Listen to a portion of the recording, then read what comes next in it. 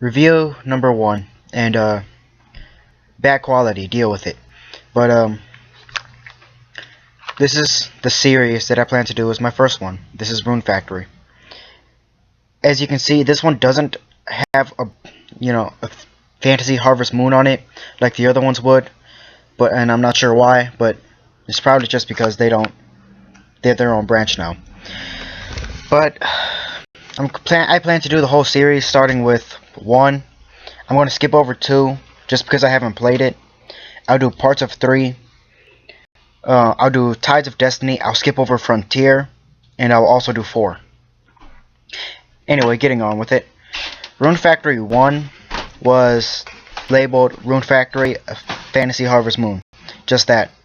And from my knowledge of it, it was its own little spin-off of it. Harvest Moon itself is a branch of the Natsume series, or is a branch of Harvest Moon, which is developed by Natsume, forgive me. And most of their games usually center around agriculture and finding a spouse.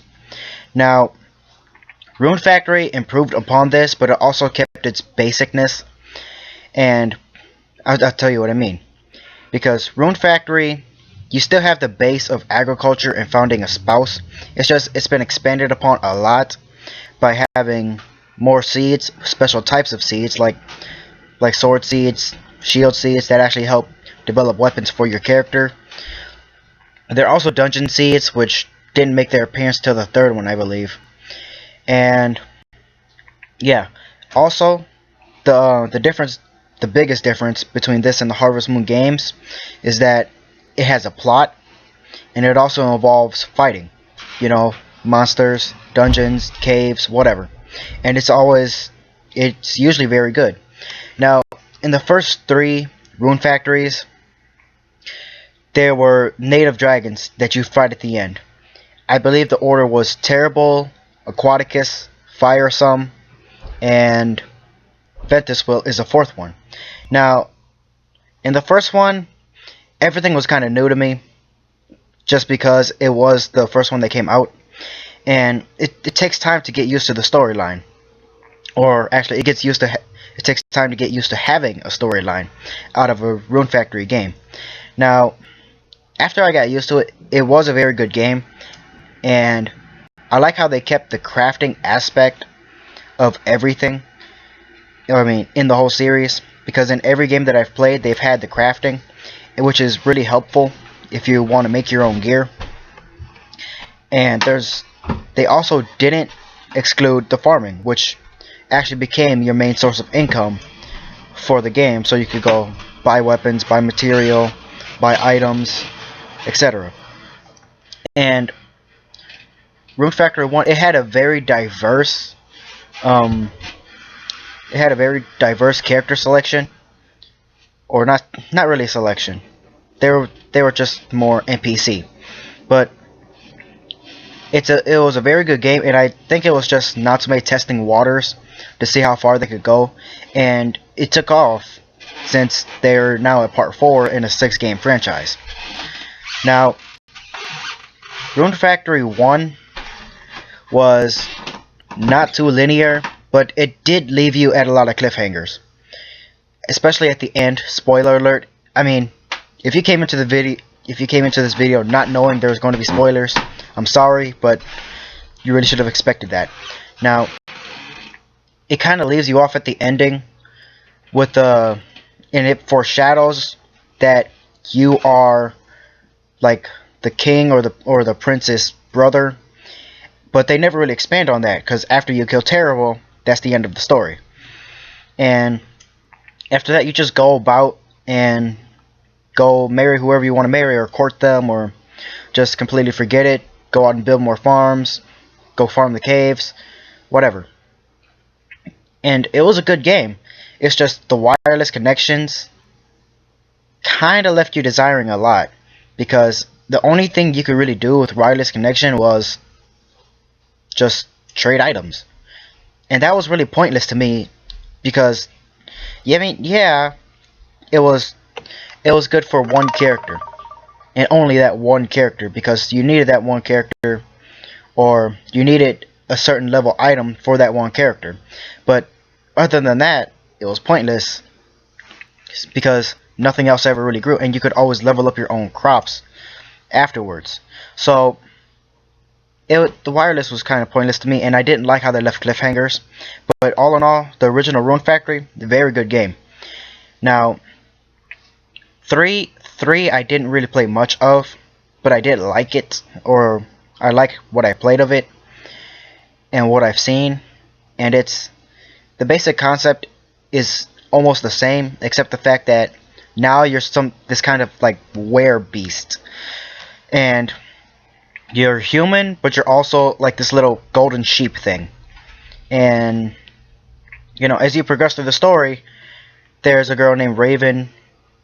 Yeah, she's a little werebeast thing too, and she's a phoenix. And you two are the only ones, and it kind of helps to center around the two people as just to begin with, and it also helps to center around them and make you and focus around them together, like as a main interest. In part 1, your main interest would be Mist, or the person who gave you your farm, give you a home, whatever.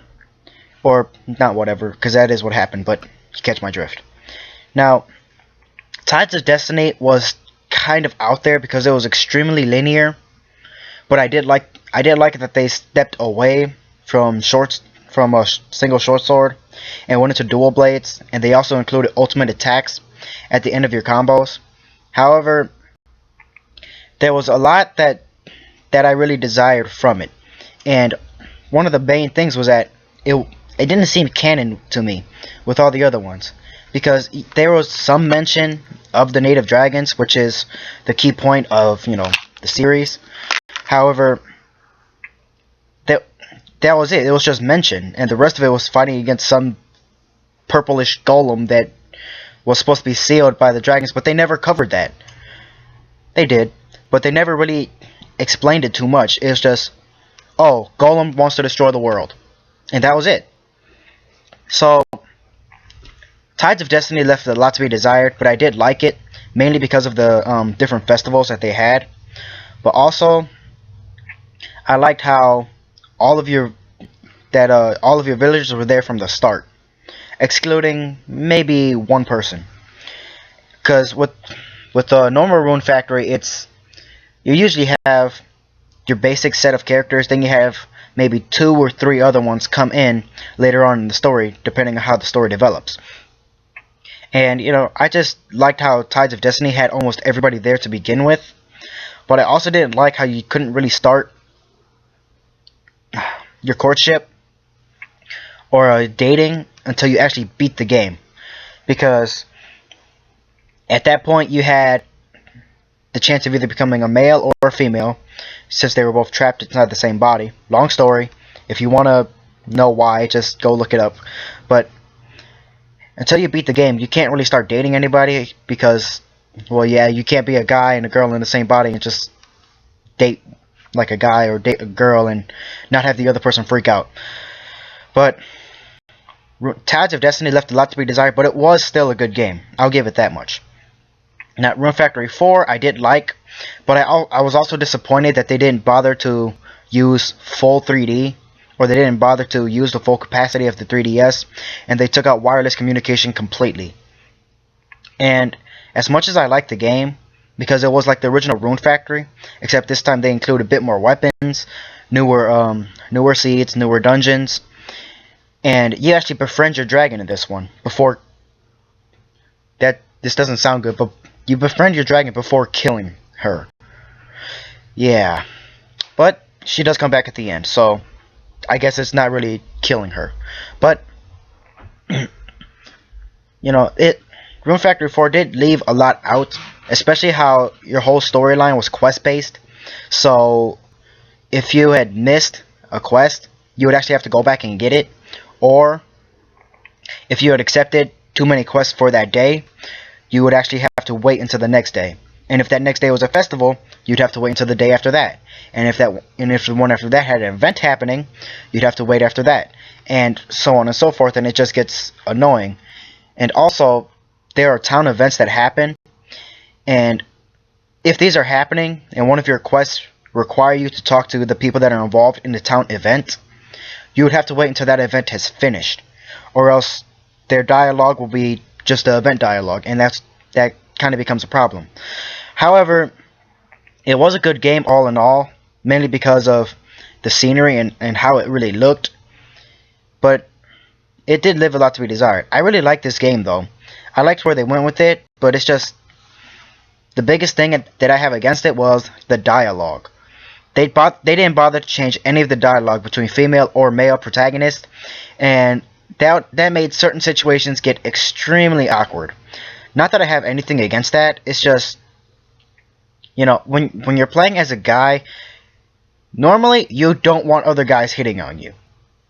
And if you're playing as a girl, normally you don't want other girls hitting on you. So, that could have been better. All in all, the series itself, very good series, and I give it a 7.5 out of 10 because it was a good series and I really did enjoy it. Thank you, and look forward to our next one.